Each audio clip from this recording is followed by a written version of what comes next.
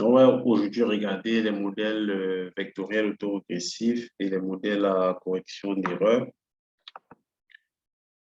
Donc, de façon générale, donc, ce qu'on appelle un modèle vectoriel autorégressif, c'est un modèle qui est tel que on a à la base un vecteur de variables.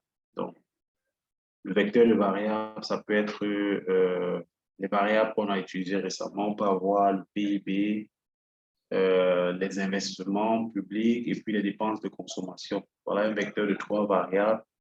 Et dans la spécification globale d'un modèle vectoriel autorégressif, on exprime le vecteur comme combinaison linéaire de valeurs retardées du vecteur en question.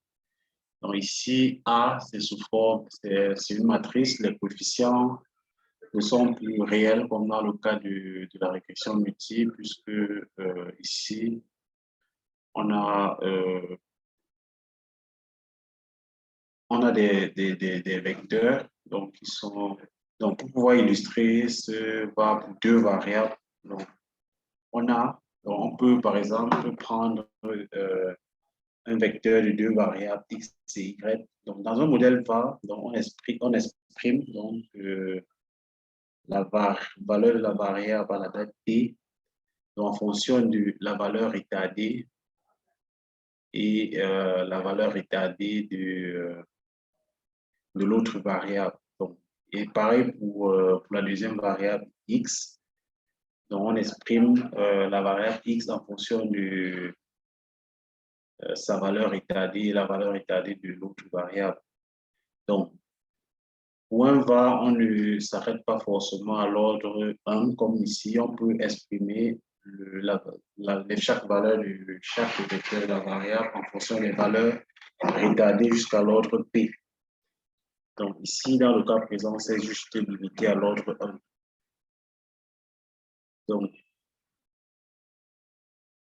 Donc, il y a une notion dans les modélisations vectorielles autorégressives qu'on appelle la notion de cointégration. Donc, déjà, dans les modèles VAR, il faudrait que toutes les variables soient soit stationnaires ou alors intégrées d'ordre 1. C'est-à-dire, les variables sont stationnaires à l'ordre 1, si on peut le dire ainsi. Donc, dans la notion de cointégration, on a, pour le cas de deux variables, par exemple x et y, on a une variable x qui est intégrée d'ordre 1 et une variable y qui est intégrée d'ordre 2. Donc, c'est déjà que on ne peut pas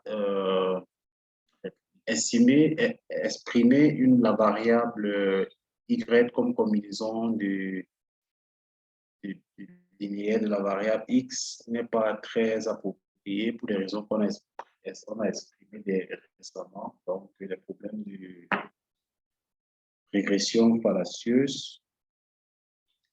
Donc, si, étant donné que les variables sont intégrées d'ordre 1, donc la combinaison, il existe une combinaison telle que y de moins ax moins b soit en fait, qui est égal au thème d'erreur de la régression. Ici, on se comporte un peu comme si on avait régressé la variable y normalement sur la variable x. Donc, la différence entre la variable y et les coefficients estimés ici représente en quelque sorte le terme d'erreur. Donc, si on va dire que il existe une relation de cointégration entre deux variables intégrées d'ordre 1 si cette différence-ci est intégrée d'ordre 0. Donc, malgré le fait que x et y sont intégrés d'ordre 1, donc cette combinaison linéaire-ci est intégrée d'ordre est stationnaire, donc, ou alors intégrée d'ordre 0. On va parler de cointégration et lorsqu'il y aura cette relation de cointégration, on va également appeler relation de long terme entre les variables x et y.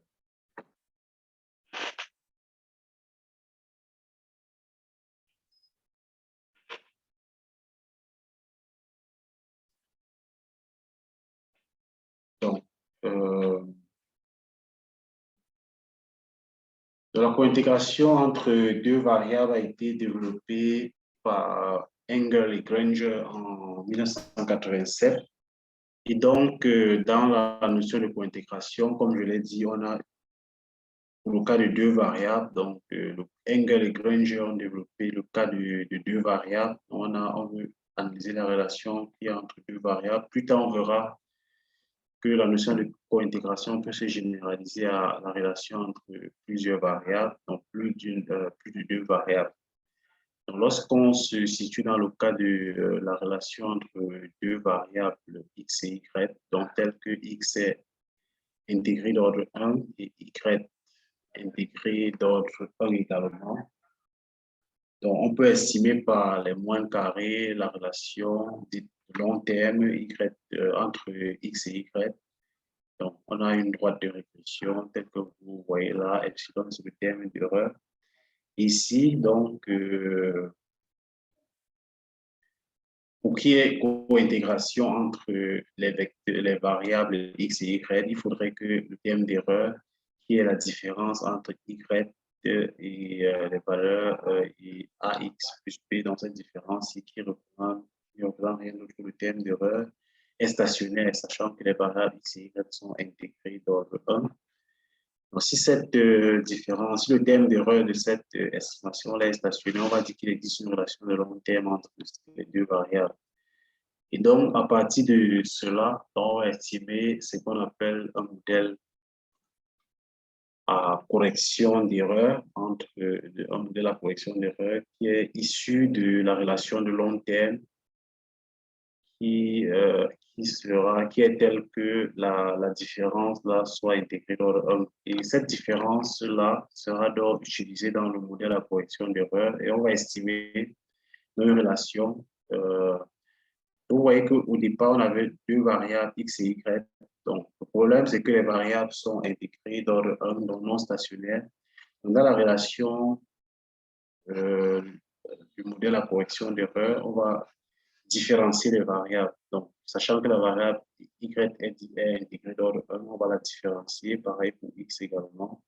On va la différencier et on va écrire cette relation entre la différence première de la variable y et la différence première de la variable y plus un certain delta. Donc, ici, c'est le terme, c'est la différence qui est intégrée dans le 1. Vous voyez que ce terme-ci, d'après la définition de la cointégration, est stationnaire, tout comme la différentielle de y et celle de x, puisque les variables x et y sont intégrées dans le 1. Donc, on va estimer, on va appeler modèle à correction d'erreur ce modèle dans lequel on exprime la différentielle de la variable y en fonction de celle de x et du terme à correction d'erreur, qui est le terme stationnaire dans la relation qui est le résidu dans la relation de long terme et donc qui sera tel que le delta, donc le coefficient du terme à correction d'erreur qui est là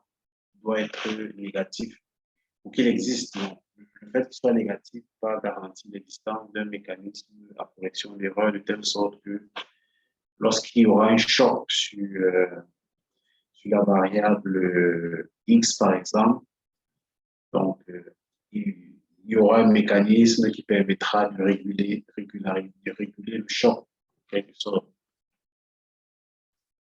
Donc, sur une période donnée.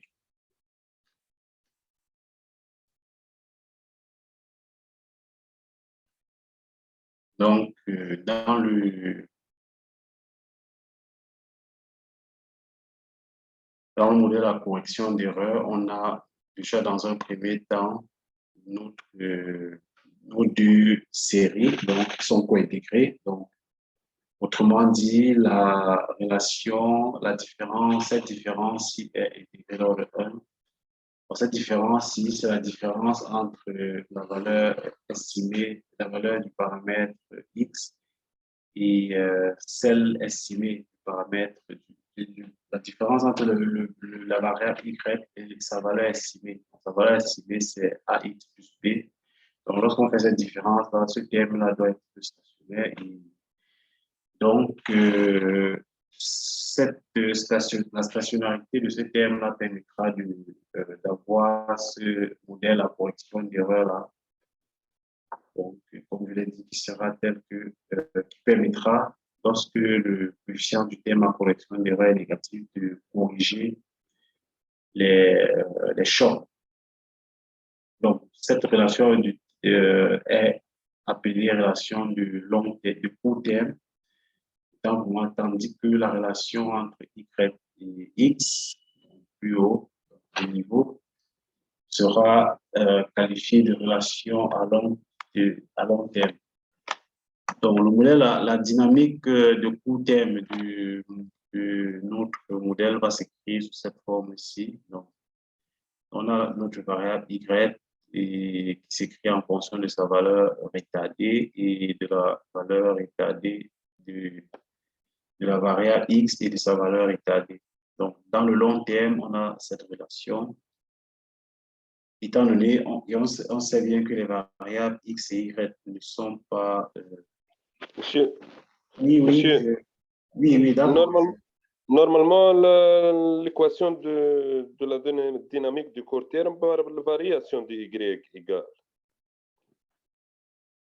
La variation de Y Oui, égale. vous avez raison. C'est cette relation, la relation du haut. C'est pas pourquoi ça ne rentre pas.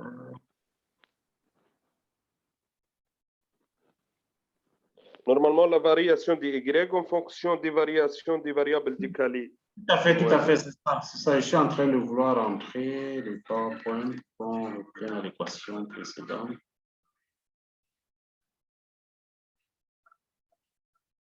OK, oui, la dynamique de court terme, cette équation ici, la variable différenciée, puisque les variables sont stationnaires. Les variables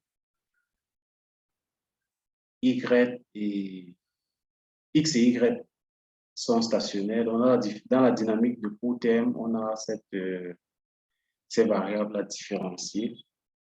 Donc, puisqu'elles ne sont pas stationnaires, mais étant donné qu'il existe une relation de long terme entre ces variables, donc la dynamique de long terme sera cette équation du bas là. Mais dans le court terme, bon, cette relation-ci, je vais la corriger. Dans la dynamique du court terme, il y a les variables X et Y sont différenciées effectivement. Donc, tout à l'heure, on a regardé le cas de l'intégration entre deux variables X et Y. Donc, c'est une approche qui avait été développée à la base par Engel et Granger en 1987. Mais en 1998, Johansen a également proposé une approche pour plusieurs variables. Donc, xt, tel que vous voyez ici, c'est un vecteur contenant un vecteur de variables contenant plusieurs variables. Donc, en général, plus de deux variables qui sont intégrées d'ordre 1. Donc, toutes les variables, toutes les composantes du vecteur xt sont intégrées d'ordre 1. Et on peut écrire le vecteur x à la date t comme combinaison linéaire de ces valeurs retardées jusqu'à l'ordre p. Je rappelle qu'ici, les coefficients A1 jusqu'à AP sont des matrices qui dépendent du nombre de matrices de taille n, donc n correspondant au nombre de variables. Donc, dans ce cas également, on peut également définir la notion de cointégration qui sera telle que cette différence entre xt et cette combinaison-ci, qui est égale au terme d'erreur, soit, n'est-ce pas, stationnaire. Et dans ce cas, le modèle à correction d'erreur sera, comme tout à l'heure, l'expression différenciée du vecteur de variable et les valeurs différenciées de ces valeurs étalées également jusqu'à l'ordre P, plus le terme à correction d'erreur. Donc, ici, c'est le terme à correction d'erreur qui représente la différence, la même différence qu'on avait dans le cas de deux variables. Donc, c'est juste une généralisation de la relation définie par Engel et Granger pour deux variables. Donc, là, ce n'est qu'une généralisation de cela.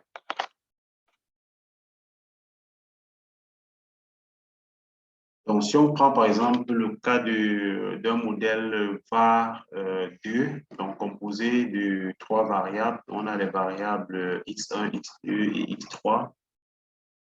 Donc, grand X, c'est le vecteur de ces trois, constitué de ces trois variables, x1, x2, x1, x2, x3, donc, P égale à 2.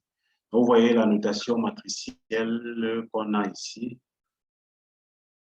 Donc, on pourra écrire le vecteur x1, x2, x3. Donc, x1, ça peut être par exemple le PIB, x2, l'inversement, et puis x2, x3, les dépenses publiques. Donc, on peut écrire cette relation matricielle-là en fonction de leur valeur établie ici. Les valeurs établies ici, x1, t-1 va par exemple représenter le PIB de l'année précédente. Ici, les investissements de l'année précédente. Et puis là, x3, 1. Les investissements, l'année, les dépenses publiques de consommation l'année précédente. Donc, plus une autre matrice que multiplie la valeur établie jusqu'à l'ordre 2. Donc, on peut aller jusqu'à l'ordre P. Donc, ça, c'est juste un cas particulier d'un var d'ordre P. Donc, cette représentation matricielle peut encore se représenter sous cette forme de ce système. Donc, voilà, vous savez faire les produits matriciels et tout ce que cela comporte. Donc, l'idée ici, c'est qu'on représente, étant donné nos trois variables, par exemple, ça peut être plus ou moins, ou deux dans le cas de deux variables seulement qu'on a évaluer. Donc, on exprime la valeur de l'une des variables en fonction de ces valeurs étalées jusqu'à un certain ordre. Donc, ici, dans le cas présent, jusqu'à l'ordre 3. Et puis les valeurs étalées des autres variables également. Donc, pareil pour chacune des variables. Donc, dans la procédure du test de co-intégration, pour estimer un modèle à correction d'erreur, donc on a 5 étapes. Donc, la première étape, c'est déjà tester la stationnarité sur les séries pour déterminer s'il y a possibilité de co-intégration ou non. Donc, lorsqu'il y a co-intégration, donc si le test de stationnarité montre que les séries sont intégrées du même ordre, et ça veut dire qu'il y a risque de co-intégration entre les variables. On peut alors envisager dans ce cas l'estimation d'un modèle vectoriel à correction d'erreur. Donc, et pour cela, donc, on va commencer par déterminer le nombre de rétas optimal pour le var et à l'aide de. Donc, pour cela, on va utiliser les critères, certains critères d'information comme le critère de Akaike et Schwartz, ainsi que celui d'Alan Quinn. Donc, ce sont des critères qui sont souvent utilisés pour déterminer le nombre de rétas optimal. Vous avez vu dans la représentation globale du var qu'on représente la variable x en fonction de ses valeurs étalées jusqu'à l'ordre p. Donc, on utilise le critère de Alan Quinn pour déterminer le nombre de rétas optimal. Donc, autrement dit, dans un modèle var, est-ce que le nombre de rétas optimal c'est 1, est-ce que c'est 2, est-ce que c'est 3, est-ce que c'est 4, ainsi de suite. Donc, on va le voir de façon pratique, comment est-ce qu'on détermine ce nombre de rétas optimal là. Donc, la troisième étape, c'est la mise en place du test de Johansen, donc qui permet de tester s'il y a une co-intégration ou alors si vous voulez une relation de long terme entre les différentes variables. La quatrième étape sera donc d'identifier la relation de cointégration. Il dit si la relation, s'il existe une relation de long terme entre les variables. Donc, on va donc à la dernière étape estimer par la méthode du maximum de vraisemblance le modèle avec la correction d'erreur. Donc, et bien évidemment, valider les tests usuels sur la significativité des coefficients, vérifier que les résidus suivent bien un bruit blanc. Et voilà, donc aussi bien que l'autocorrélation. Donc, qu'est-ce qui se passe en l'absence de cointégration entre plusieurs variables?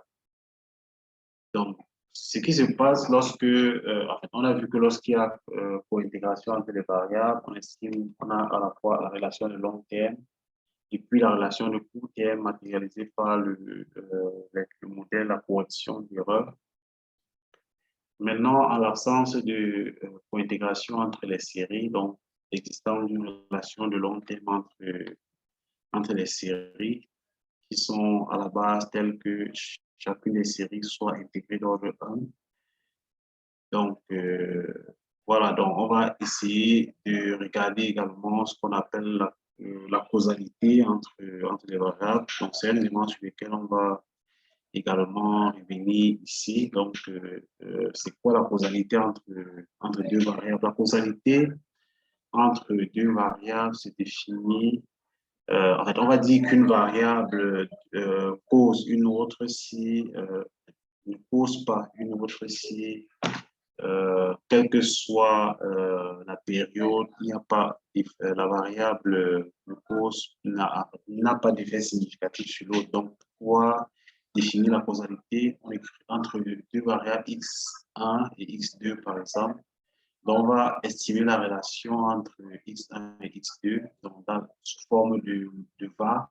Donc, on va estimer la valeur de la variable y à une date donnée en fonction de ses valeurs retardées jusqu'à l'ordre P et des valeurs retardées de la même variable, la deuxième variable également, donc pareil. Donc, le test de cointégration de causalité consiste à poser deux hypothèses. Donc, on dira que la variable Y2 ne pose pas la variable Y1 si l'hypothèse H0 est acceptée. Donc, l'hypothèse H0, c'est la nullité de tous les coefficients relatifs à la variable Y2. Donc, vous voyez que dans la relation ici, les coefficients bêta 1,1, bêta 1,2, jusqu'à bêta 1p sont les coefficients relatifs à la variable Y2. Donc, on va dire que Y2 ne cause pas la variable explicative ici, Y1, si tous ces coefficients sont statistiquement nuls. Donc, c'est de cette façon qu'on va procéder pour tester la causalité au sens de Granger. Donc, pour pouvoir matérialiser cela, donc, nous allons utiliser la base de données que je vous ai déjà envoyée. La base de données va avec. Donc, j'ai déjà la base ouverte sous eViews là, donc la base dans laquelle on avait le PIB, donc il y avait des équations qu'on avait estimées là, donc sur lesquelles nous n'allons pas nous attarder pour le moment, puisqu'on en a déjà suffisamment épilogué. Donc, avant de passer à la phase purement pratique, je ne sais pas s'il y a des zones d'ombre, des problèmes d'incompréhension. Voilà, on essaie de voir dans quelle mesure y remédier.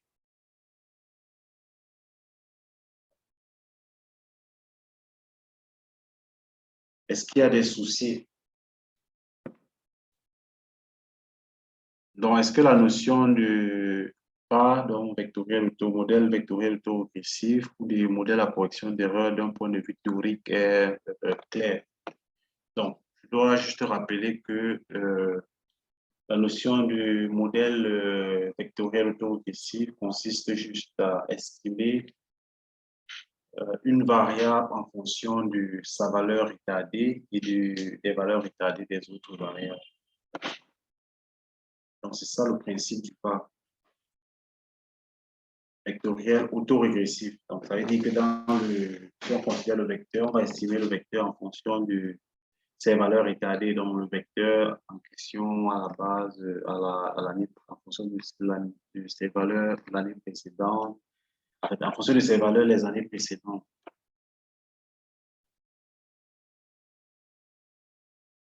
Donc, c'est de ça qu'il s'agit. Est-ce qu'il y a des préoccupations avant qu'on essaie d'avancer? Est-ce que vous pouvez répéter un peu le mot que vous avez utilisé quand vous parlez tout à l'heure en disant en fonction de la stationnaire, en fonction de, enfin, quand vous disiez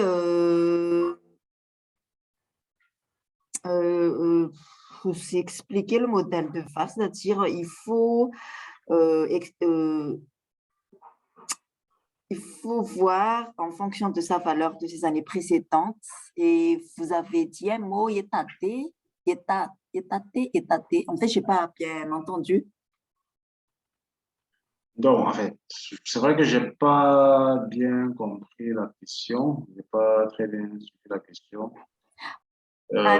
Juste un mot que vous avez annoncé tout à l'heure, que je n'ai pas bien entendu, quand vous avez dit étaté ou étaté. Donc, je ne sais pas si quelqu'un a suivi, bon, parce que là, bon, le mot, en fait, je dis de façon générale, dans le modèle vectoriel autorégressif, on exprime les variables en fonction de leur valeur retardée. Voilà, la valeur de... Oui, en fait, si on veut exprimer, par exemple, en fait, dans un var, le principe, c'est étant donné qu'il n'y a pas de stationnarité, donc à défaut d'exprimer une variable en fonction des autres, on va estimer la variable d'abord en fonction de ses valeurs retardées et des valeurs retardées des autres variables. Donc, valeur retardée, c'est la valeur, la période précédente, précédente, et ainsi de suite. Donc, c'est pour ça que dans un modèle var, on va estimer peut-être une variable donnée en fonction de sa valeur l'année passée et de sa valeur l'année surpassée, ainsi de suite, et des autres variables qui sont susceptibles d'influencer sur la variable l'année précédente et les années antérieures, de façon générale. D'accord, ok, merci. Donc, dans les modèles en question, donc, étant donné qu'on a testé la stationnarité, donc si les variables sont purement stationnaires, on va estimer tout simplement un modèle vectoriel autorégressif. Mais dans le cas où les variables sont intégrées, toutes, mais alors toutes intégrées d'ordre 1, donc stationnaires en différence première, on va d'abord, dans un premier temps, tester la cointégration entre les variables. Et donc, s'il y a cointégration, par la suite, on va estimer un modèle à correction d'erreur dans le cas où il y a cointégration et il y aura donc une relation de long terme donc issue de la cointégration et maintenant une relation de court terme donc qu'on va appeler modèle à correction d'erreur, dans le modèle dans lequel on va exprimer les variables différenciées en fonction des variables, des valeurs différentes, de la variable différenciée des autres, des facteurs explicatifs. Donc ici, comme je l'ai dit, on a une base de données. Donc la même base de données va avec, donc on va faire fi de l'importation de données et autres. Donc, test de stationnarité, on peut également faire fi de ça. Mais bon, si je prends par exemple la fonction log PIB ici, qu'on a déjà généré par le passé. Donc, si je viens dans View, Unit Growth, Test, dans Level, on va voir bien que la variable leur PIB n'est pas stationnaire parce que la plus-value ici est supérieure à 5%, donc dans les 85%. Donc, on peut également aller dans View, Unit Growth, First Difference, et on verra que la variable, leur PIB est bien stationnaire en différence première. Donc, on peut également regarder les autres variables, formation brute de capital fixe, View, Unit Growth, donc différence première, elle n'est pas stationnaire. Mais lorsqu'on regarde stationnarité en différence, en niveau, elle n'est pas stationnaire, je voulais dire, mais en différence première, elle est stationnaire. Donc,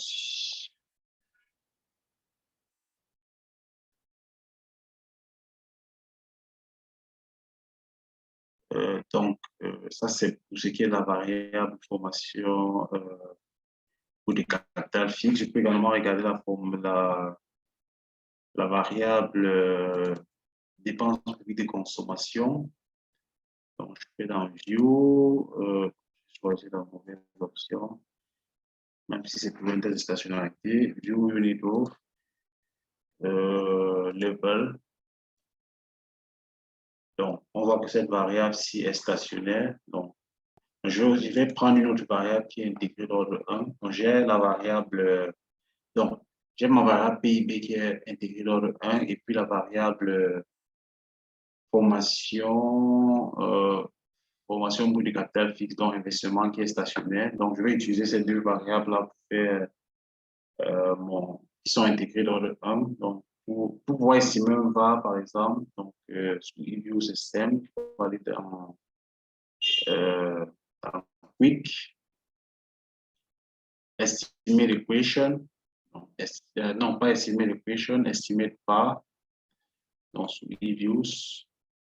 Donc, il faut juste là insérer les variables dites endogènes. Donc, toutes les variables sont endogènes. Donc, ici, on va prendre leur PIB.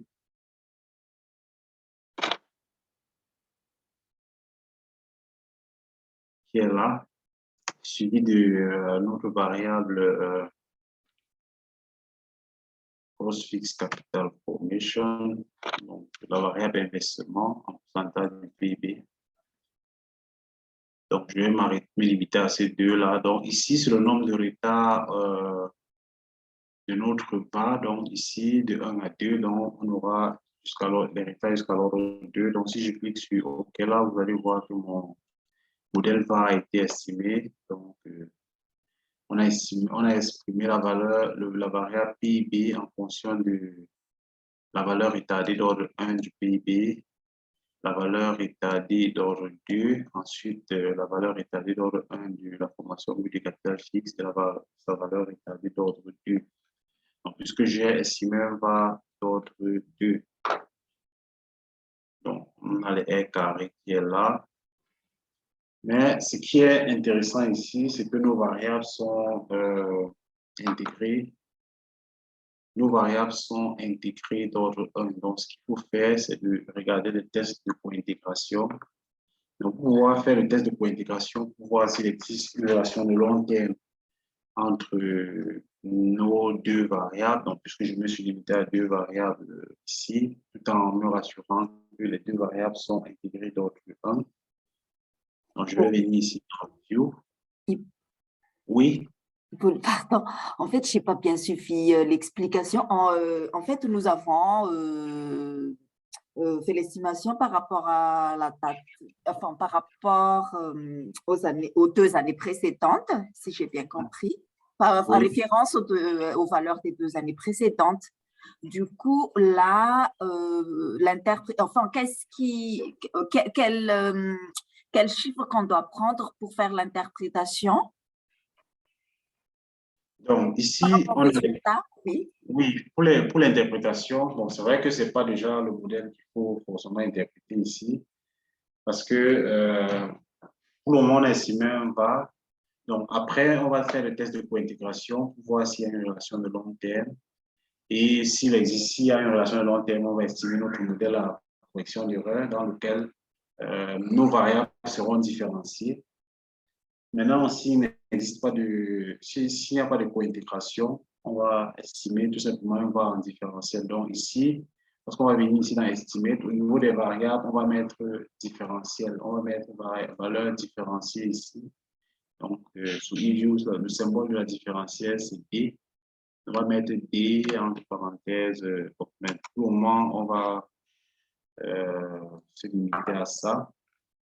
Donc, on peut également, comme je l'ai dit tout à l'heure, tester pour voir le nombre de retards optimal. Tout à l'heure, j'ai choisi 2. Bon, avec 2, c'est le nombre de retards que eViews propose par défaut. Mais on peut tester pour voir quel est le nombre de retards optimal.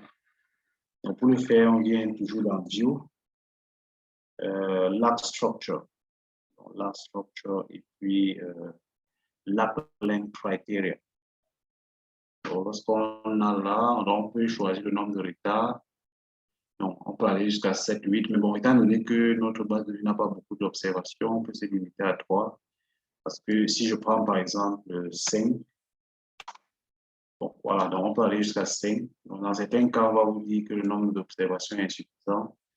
Donc, ici, les étoiles représentent le nombre de retards optimal. Donc, ici, pour le critère de log, du log de la vraisemblance, le nombre de critères optimal, donc il n'y a pas de nombre de retards optimal ici.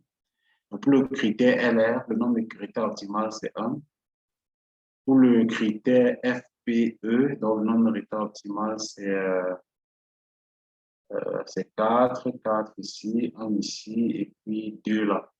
Donc, ça veut dire que le nombre de retards optimal, si on prend le nombre de retards optimal 2, donc on n'aura pas tort de le faire parce que l'un des critères demande qu'on le fasse. Donc, bon, je vais par exemple maintenir 2 comme nombre de retards optimal tel que ça avait été proposé initialement par défaut par eViews. Donc, j'ai mon modèle là. Donc, les valeurs qui sont entre parenthèses, c'est bien précisé ici. Entre parenthèses, on a les cas standards, les cas types, et entre potes, on a la statistique de student.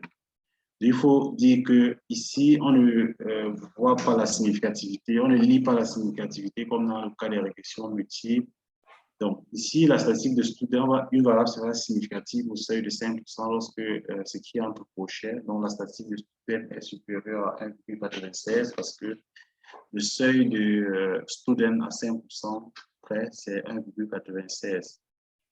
Donc, lorsque cette valeur entre crochets sera supérieure à 1,96 en valeur absolue, on voit par exemple que la valeur établie du PIB est significative puisqu'on a là 10 donc, qui est supérieur à 1,96. Pareil ici, en valeur absolue.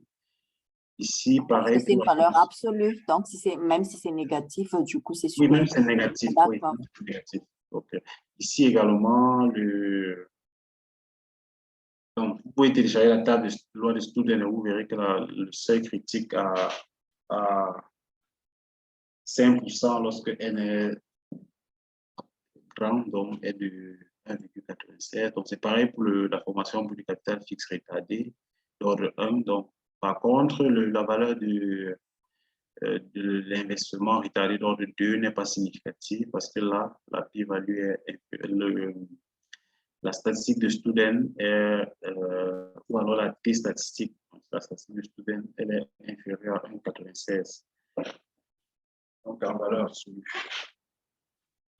Donc, on peut faire la même interprétation lorsque l'investissement est pris comme variable explicative et le log PIB comme l'investissement est pris comme variable, oui, comme variable expliquée et les autres explicatifs.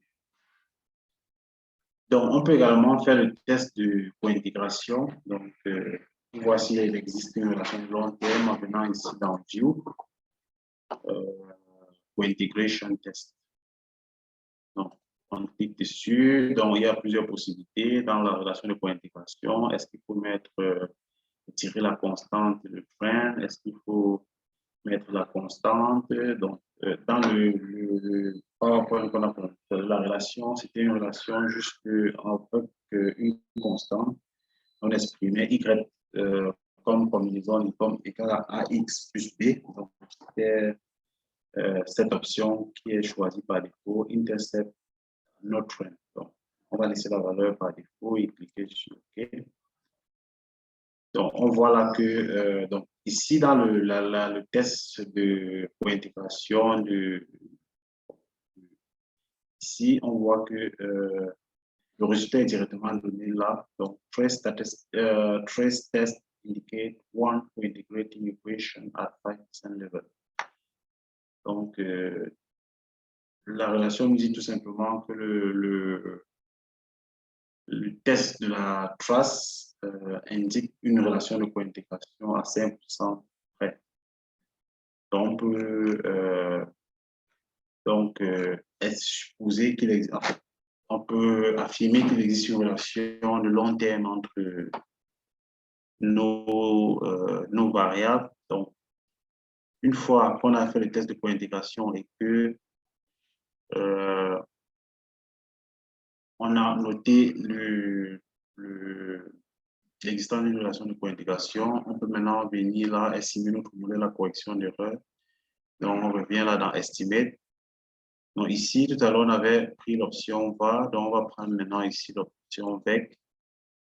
Et dans la modélisation VEC, si au départ, on avait deux retards dans le modèle, dans le modèle à correction d'erreur, lorsqu'on différencie, on perd un degré de liberté. Donc, on aura un retard dans notre modèle à correction d'erreur. Donc, on va cliquer sur OK. Donc, on voit ici que dans le modèle à correction d'erreur sous eViews, il y a deux équations qui sont estimées. Donc, première équation du haut, c'est l'équation de co-intégration. L'équation de co-intégration qui est là, donc qui donne la relation entre le logarithme du PIB et la formation de capital fixe, c'est-à-dire l'investissement.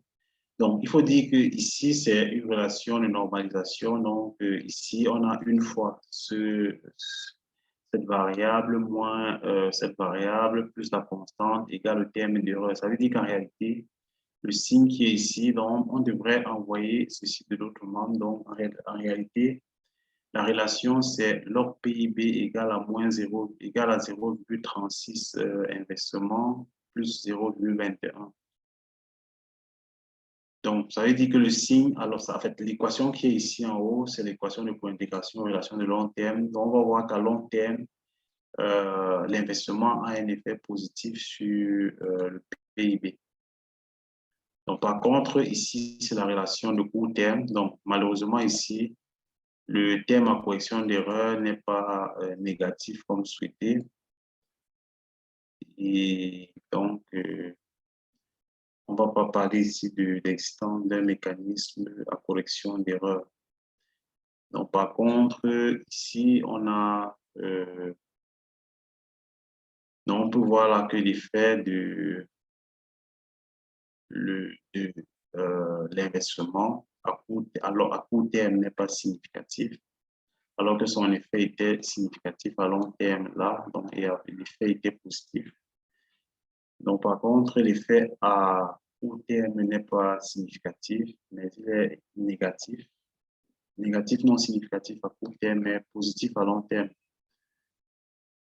Donc, en fait, j'ai bien rappelé que dans la relation de co-intégration, le signe qui est là, c'est plutôt le signe opposé, puisque ça, c'est une équation normalisée. Donc, ça veut dire que là, on a une fois. Donc, vous voyez qu'ici, on a le coefficient pour la variable explicative. Donc, une fois log du PIB moins 0,33 formation brute de capital fixe moins 0,21 devrait être égal au terme d'erreur ou alors le terme à correction d'erreur qui est utilisé dans cette équation de court terme, son coefficient. Non seulement n'est pas significatif, puisque ici, la p-value est inférieure la statistique de student est inférieure à 1,96, mais ce n'est pas également négatif. Donc, ça, c'est notre modèle à correction d'erreur qui a été estimé. Donc, dans un premier temps, on estime un modèle VAR, donc à la suite duquel on essaie de tester la co-intégration. Donc, s'il y a une relation de co-intégration, on estime un modèle à correction d'erreur. Donc, étant donné qu'ici, le terme à correction d'erreur n'est pas négatif. Donc, normalement, le terme à correction d'erreur doit être négatif pour qu'il existe un mécanisme à correction d'erreur. Donc, logiquement, lorsqu'il y a co-intégration, ce terme doit être négatif. Mais comme ce n'est pas le cas, nous allons tout simplement estimer un VAR en différence première. Donc, à défaut d'estimer un modèle à correction d'erreur, on va estimer un VAR en différence première puisque les variables sont stationnaires. Donc, ici, on va mettre D. Donc, D, c'est le symbole de la fonction différentielle sous use. Mais on va également mettre D pour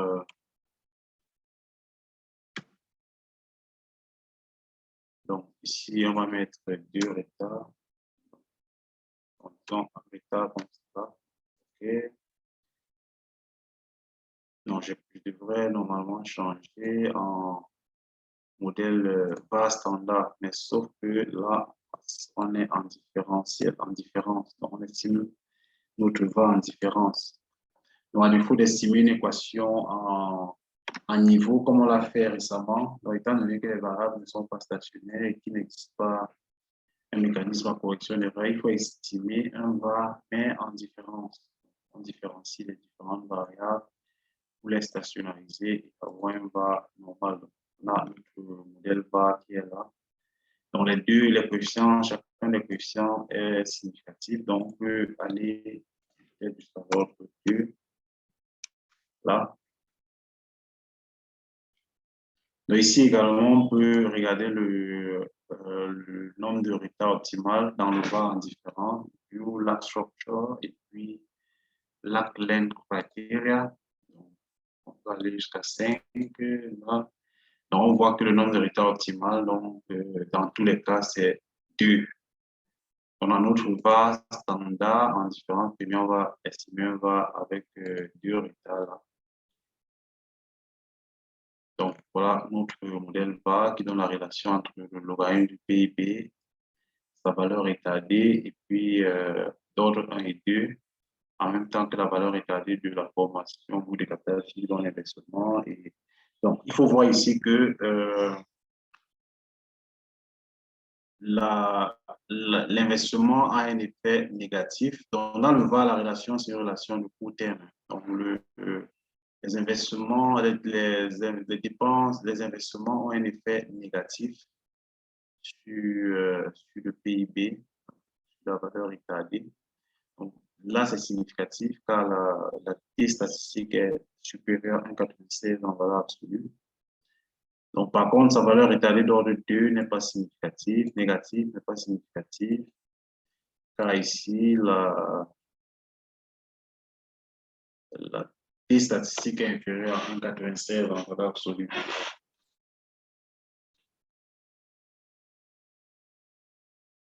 OK, donc c'est un peu ça, l'estimation d'un VAR sous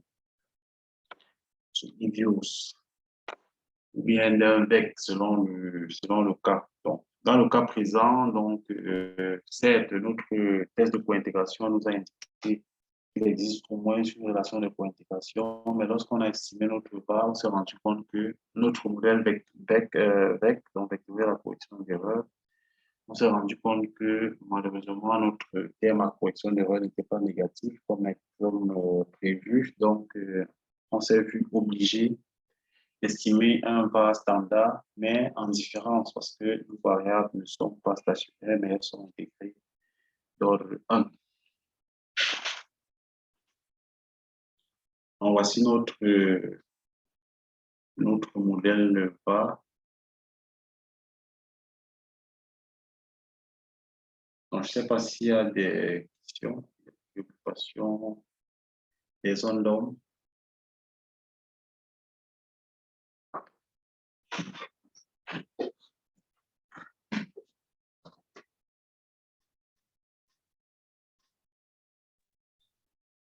Oui, Hippolyte. Oui.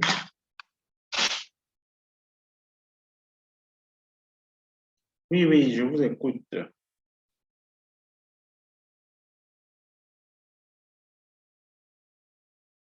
Allô?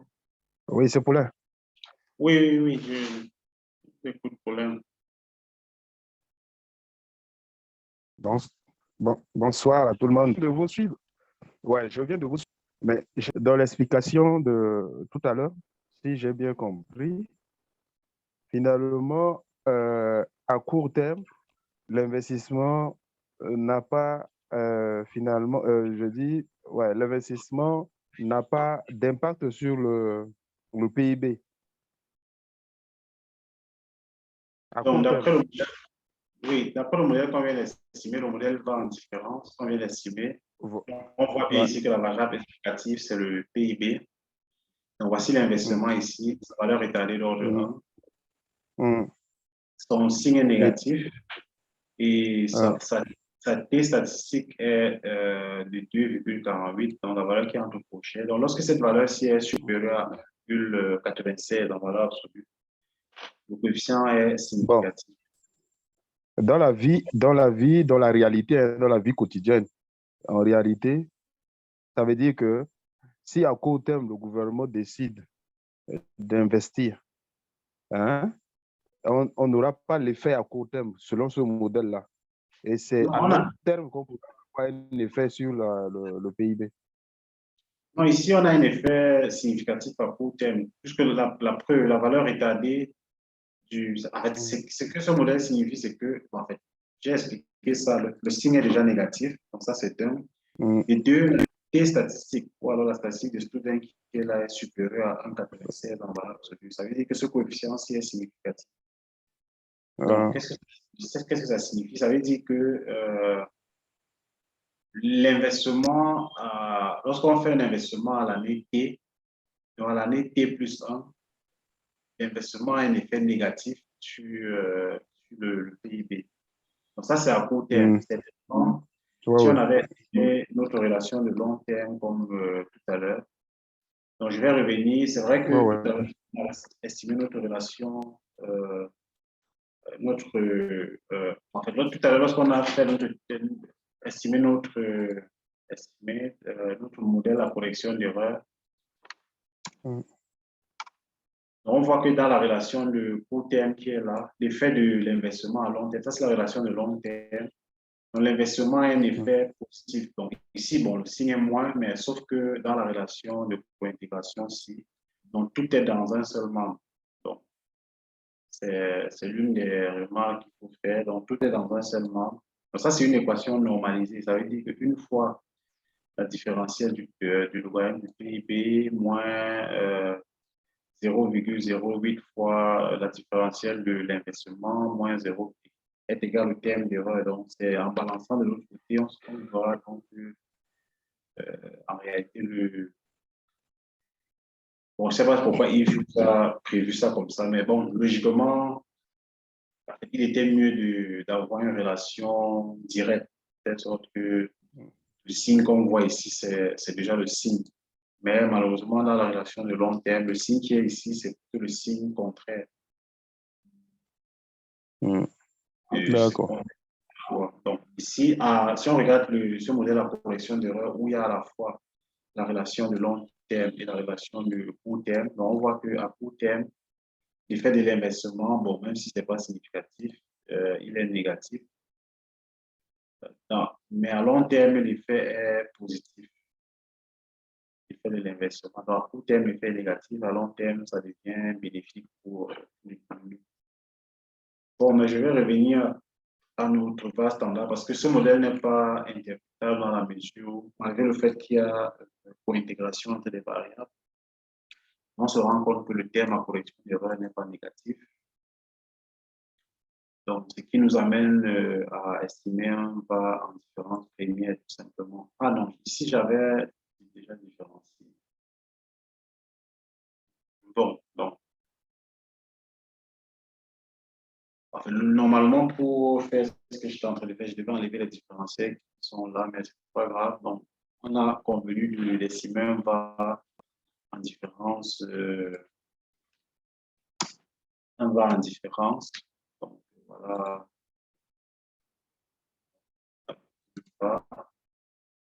Va standard, donc, dans lequel les variables sont différenciées puisqu'elles sont non stationnelles.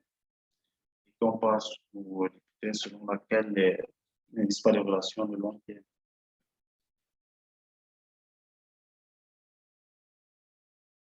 Donc, voilà notre va standard ici.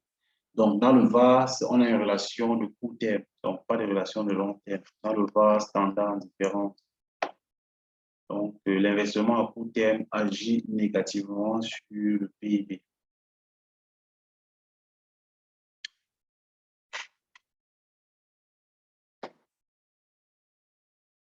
Donc, est-ce qu'il y a d'autres préoccupations concernant cette famille de modèles-là?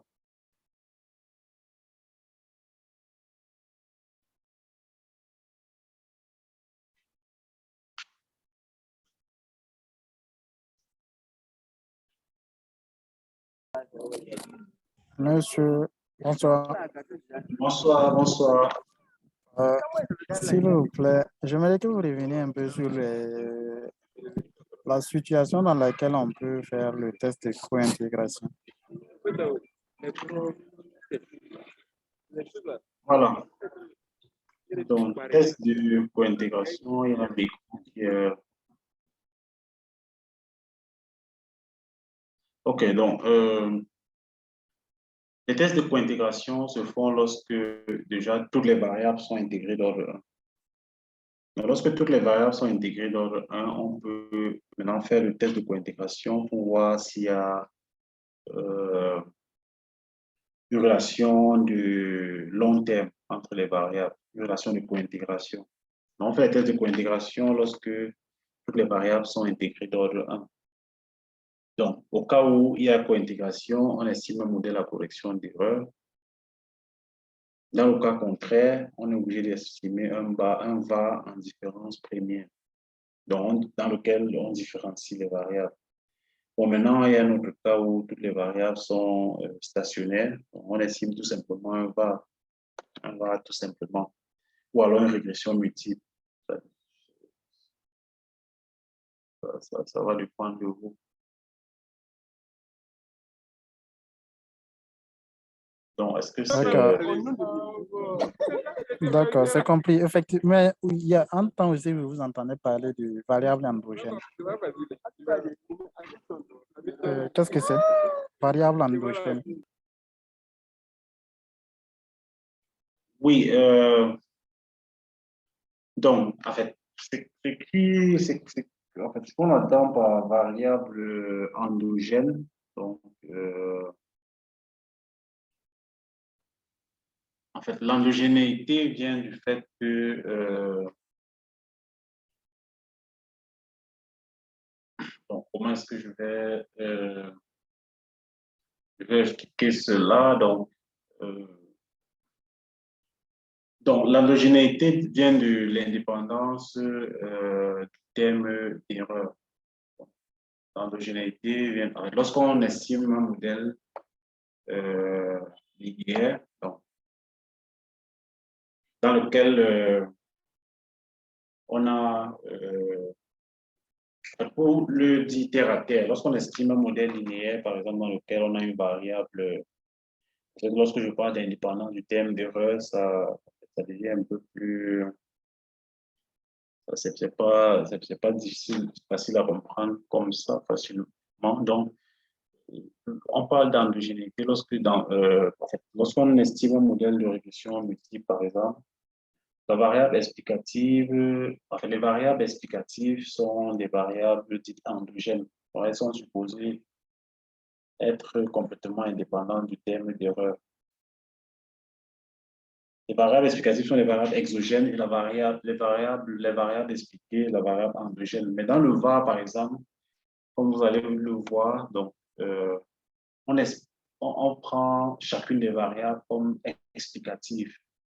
Donc, dans un premier temps, on exprime la première variable en fonction des valeurs établies des autres, y compris ses propres valeurs établies. On prend toutes les variables, on les exprime en fonction de leurs valeurs établies et des valeurs établies des autres variables. Donc, à chaque fois, chaque variable joue le rôle de variable endogène. Alors que dans un modèle de régression multiple, donc, on a juste une variable endogène et les autres variables qui expliquent sont les variables exogènes. Alors que dans le VAR, chaque variable joue le rôle d'explicatif dans le modèle VAR. Vous allez voir que dans les équations du VAR, il y aura toujours autant d'équations que de variables. Donc, si on avait, ici, on a deux équations ici parce qu'on a deux variables seulement. Si on avait 3, 4, 5 variables, on aurait également 3, 4 ou 5 équations. Donc, dans lesquelles chacune des variables est exprimée en fonction des valeurs établies des autres. Donc, chacune des variables joue le rôle de variable endogène. Donc, c'est pour ça que même dans la spécification ici, vous allez voir ici endogenous variable. On va spécifier les variables endogènes. Donc, ici, on va juste donner la liste des variables qui seront utilisées. Donc, maintenant, ici, il y a un espace qui est dédié aux variables exogènes ou, en général, sous le modèle VAR, donc c'est souvent la constante qui figure, ou bien d'autres variables qu'on n'aimerait pas exprimer comme explicatives ou alors comme endogènes. Donc, je ne sais pas si j'ai donné au moins un essai, une tentative, un début de réponse à votre préoccupation. Oui, ça va, merci. J'ai une petite question. On a dit que la condition, c'est que toutes les variables sont stationnaires au premier degré pour faire le test d'auto-intégration. Du coup, à l'ordre 1. Oui, à l'ordre 1.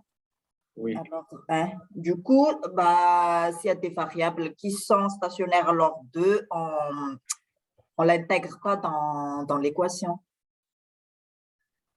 Donc, s'il y a des variables intégrées d'ordre 2, donc les modèles la correction d'erreurs ne sont plus applicables.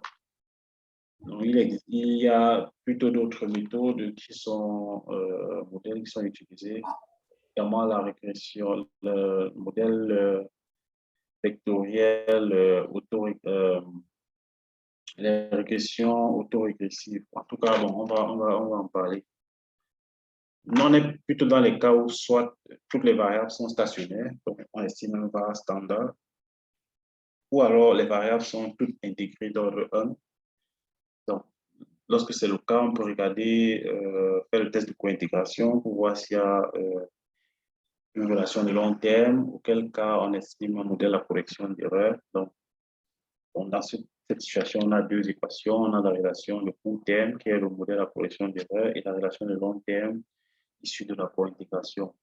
Maintenant, le cas où il n'y a pas de cointégration, on estime donc juste une équation, un VAR en différence première, tout simplement, comme c'est le cas, comme c'est qu'on a fait ici. Bon, on a fait un VAR en différence première ici parce que, même bien qu'étant donné que notre test de cointégration a suggéré a estimé que nos variables étaient co-intégrées, notre terme à correction d'erreur n'était pas négatif. Donc, lorsque le terme à correction d'erreur n'est pas négatif, ça sous-entend aussi qu'il n'existe pas de mécanisme à correction d'erreur. Et donc, par conséquent, on est amené juste à estimer un modèle, un modèle VAR en différence.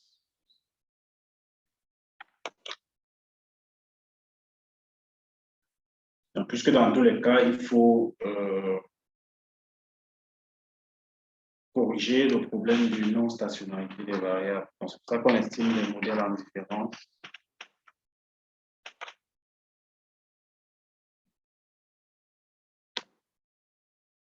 mais on peut estimer les équations à niveau seulement dans le cas où il y a pour intégration, autrement dit, le terme d'erreur de la régression d'une des variables sur d'autres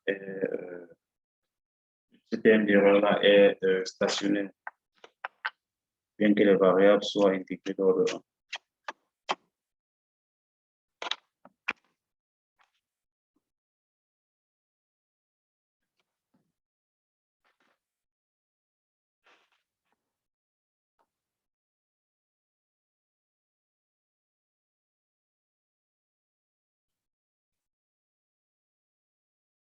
Donc, est-ce qu'il y a d'autres préoccupations?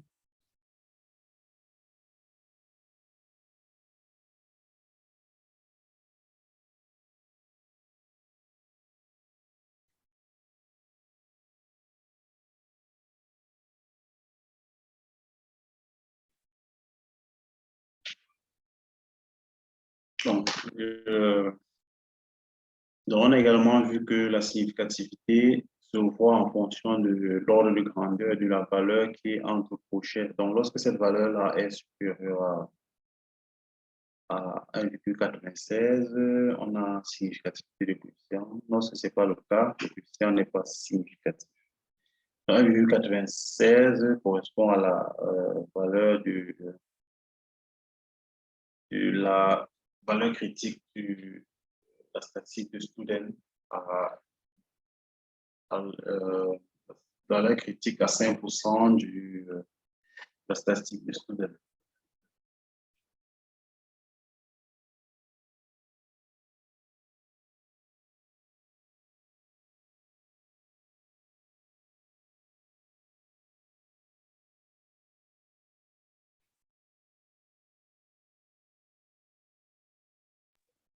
Monsieur, Oui, peut-être il faut, si c'est possible, de revenir sur comment savoir si la variable est d'ordre 1 ou bien l'équation est d'ordre 1 ou 2. ah, ok. Donc, pour pouvoir savoir le nombre de retards qu'il faut inclure dans la série, il faut tester regarder le nombre de retards optimal. Donc, je ne sais pas si c'est de ça que vous parlez, je suppose que c'est ça. Donc, si l'équation est d'ordre 1 ou 2 ou 3 ou 4, si vous voulez. Il faut venir ici dans View et puis regarder l'arc structure, donc structure des retards, et puis choisir l'arc length criteria. Donc, lorsqu'on va dans l'arc length criteria, là, donc, le nombre de retards inclus 5, donc OK. Donc, il y a ce tableau-là qui nous permet de voir quel est le nombre de retards optimal. Est-ce que c'est 1? Donc, là où il y a les étoiles, signifie que donne le nombre de retards optimal. Donc, si c'est là, la première colonne, c'est le nombre de retards. 1, donc aucune statistique, donc que ce soit AKT, Schwartz, Anand Quinn, FPE, LR et autres. Donc, il faut voir par exemple que la majorité de ces critères-là nous disent ici que le modèle avec 2 retards est le modèle le plus optimal, que ce soit l'un ou l'autre des critères d'information qui sont utilisés. Donc, pour ces raisons, on peut donc estimer notre barre en différence. Donc, si je comprends bien, ici, ce qu'on doit considérer, c'est le côté où on a des étoiles là. Oui, view la structure, la length. Donc ici, où il y a les étoiles, c'est représente le nombre de retards optimal du point des critères. Ça veut dire que ce critère-ci, le critère de LR, le critère de FPE, Akaike, Schwartz, Anand Quinn, donc tous ces critères-là donnent 2 comme nombre de retards optimal.